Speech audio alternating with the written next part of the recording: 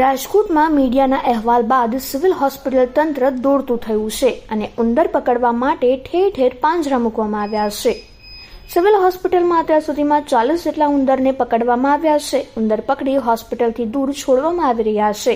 આ સાથે જ ઉંદર ભગાડવા હવે હોસ્પિટલમાં દવાનો પણ છંટકાવ કરવામાં આવશે.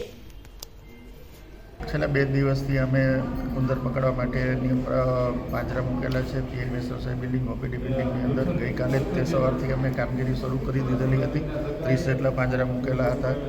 ગઈકાલે 40 કરતાં વધારે ઉંદરો પકડાયેલા છે. આજે પણ વધારે ઉંદરો પકડાયેલા છે, જેને અમે પકડી અને શહેરની બહાર ખુલ્લી જગ્યામાં વ્યવસ્થિત રીતે છોડી રહ્યા છીએ. આવા આખી ઝુંબેશ છે જ્યાં સુધી ઉંદરોનો ત્રાસ આખી બિલ્ડિંગમાંથી કે કેમ્પસમાંથી પૂરો ન થાય ત્યાં સુધી ચાલુ રહેશે. એ ઉપરાંત અમે ભવિષ્યમાં પણ આવું કોઈ ત્રાસ થાય જ નહીં એના માટે પેસ્ટિસાઇડ જે કંટ્રોલ એજન્સી છે એને કોન્ટ્રાક્ટ આપેલો છે. એ વહેલામાં વહેલી તકે એ પોતાની કામ શરૂ કરી દેશે. એટલે ભવિષ્યની અંદર માત્ર ઉંદર જ નહીં પણ જે કંઈ બીજા વંદા છે કે ઉધઈ છે એવો કોઈ પણ ત્રાસમાંથી આ કેમ્પસને મુક્ત કરવામાં આવશે.